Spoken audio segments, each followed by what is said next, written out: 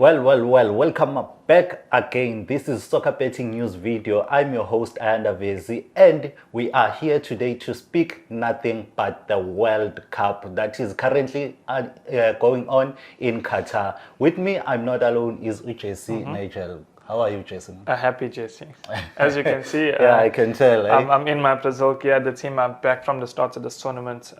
So far, happy days. They're ready through to the next round with the game to spare. So I'm hoping for some changes in their final game. I think everyone knows I'm an Arsenal supporter as well. So hopefully, my Arsenal attackers get some minutes there. But for me, super happy. Yeah, speaking about Brazil, we know that they will be facing Cameroon in their last game, of which hence you said that they might change their starting lineup. Yeah.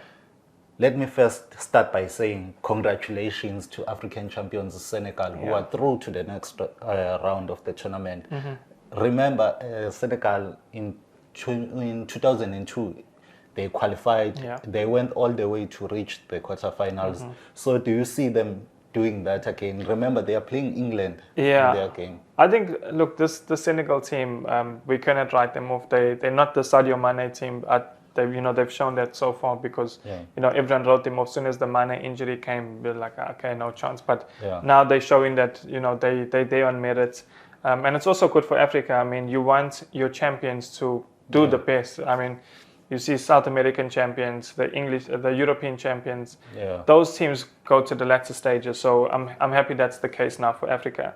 In terms of getting past England, to be honest, England have been, having their way with some teams in the tournament. But I think there's an opportunity for Senegal that they could outrun them for sure. And it's just about who wants it more. I think they might not have the quality to match England, but there is something there that England lack that perhaps the other European or South American teams don't have. So I think there's an opportunity for Senegal. You know what? When I heard the news that I even said here on the video that I was backing Senegal as the dark horses of the tournament. But now with Sadio Mane out, I said no, I don't even see them making out to the group They became stages. even darker horses. Yeah. So now what I want to say is that I'm happy that the players like Koulibaly came out when they needed him, and then he came out and gave Senegal. But that's what you want from your senior players. You want your senior players to step up when your biggest player goes missing or injured. I mean, we saw in the first game, Edward Mendy had a bit of a howler, those 2 goals against the Netherlands. But next game steps up. Koulibaly steps up. Other players are stepping up, and now is the time. So to go to the next round. Yeah, and by saying that, African teams have started very slowly in the tournament. But by the time we're recording this video, Morocco haven't played. So they are another team that stand a chance to qualify for the next round. If they qualify, would you be surprised or? I wouldn't be surprised because this tournament has been full of surprises already. So now I'm just taking each outcome as it comes. But just back on your statements, I fairly disagree to say that it's an African thing to be slow starts as this tournament, because you look at the likes of Argentina, Germany. I think slow starting is, because of the climates in Qatar and the timing of the World Cup being in December mid-season. I think all the nations are playing a very cautious first half. Even Portugal through to the next round, but most of their first halves have been quite boring, and they kick it up a gear in the second half. So I don't think it's an African thing. I think it's just a thing that's happening in the World Cup. But Morocco can definitely go through to answer your question. Okay, back with your team now. Brazil, they are playing Cameroon. Vincent Abubakar came off the bench and did a magic there. What a game changer. And he's been like, after that game, people have been asking why he was starting on the bench from the get-go. So do you see them beating Brazil? Because they need to win if they want to qualify. Yeah, look, it's hard because Brazil are ranked number 1, and I think they're ranked number 1 for a reason. It's not, you can say Belgium shouldn't have been there because they hadn't won any silverware. They were ranked number 1 for a long time, but they were basically there because of the hype around them. I think it's a different case with Brazil. I think Brazil showed that they have the squad. I think Belgium, when they were ranked number 1, they had 11 good players, but they didn't have 13 or 14 or a squad of 23 at least.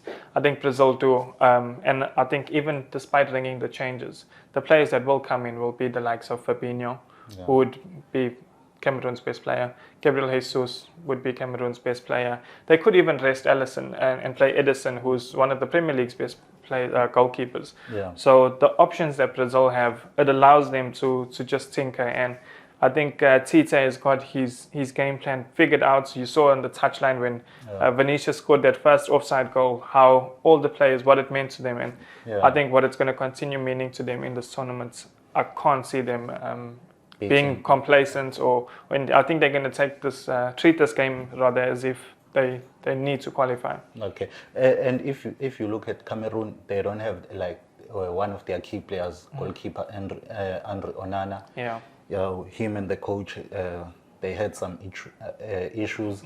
So even me too, I don't see Cameroon beating Brazil to make it to the next stage. So it's going to be hard for them. We have to be honest, as Africans who want to see other Africans thrive. I think Cameroon could be one of those teams, unlike Senegal, to disappoint.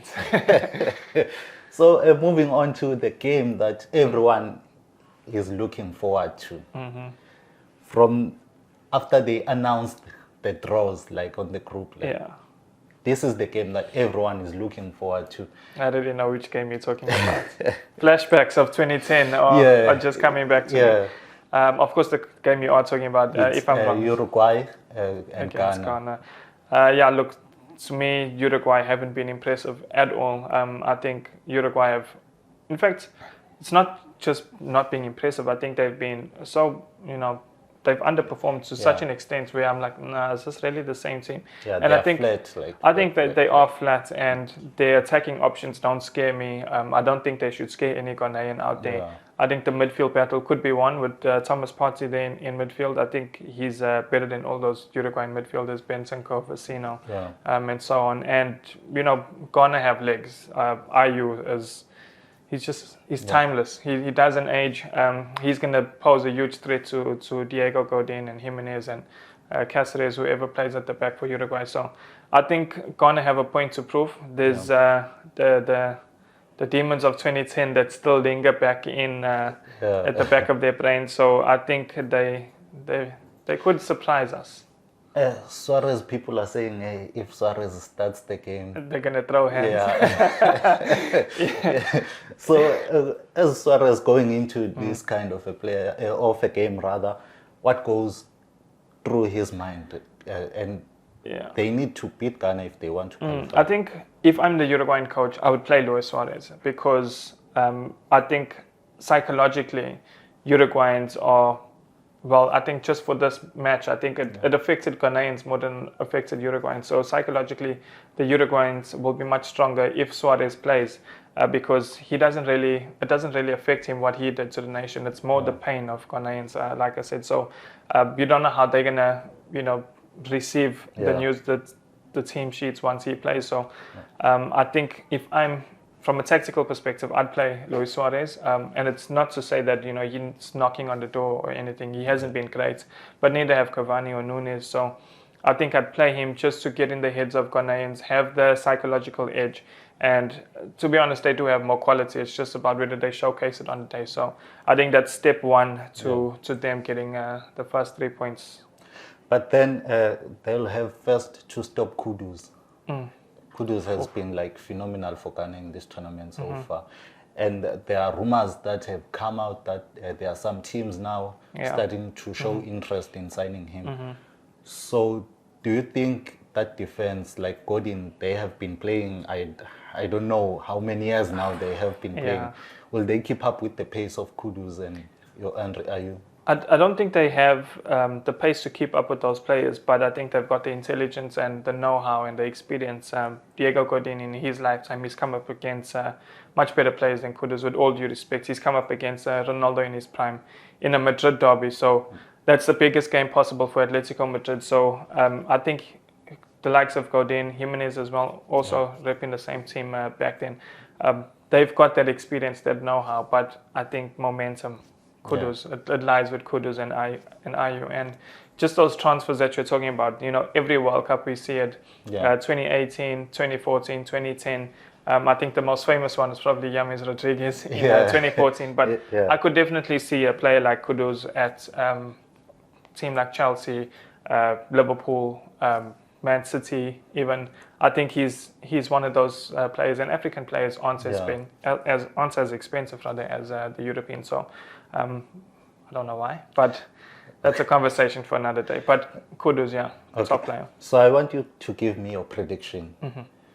Will we see 2 African teams or 3 African teams in the knockout stages? Yeah, it's a tricky one because at the time of recording, when it gets released, we don't know how well this prediction could go. It could be egg on my face, but I'd say two African teams in the next round. Okay, which means you're picking Morocco. Yeah. I know why. I know why. So tell us on our comment section, what do you think? Which team has impressed you in this World Cup so far? And you can see JC here. He's backing Brazil. He came with their T-shirt. So from me, Ayanda, Vezi, and JC, we say goodbye. For more soccer betting tips and previews, get the latest copy of Soccer Betting News for only 10 Rand at your nearest Hollywood Bets branch or news agent.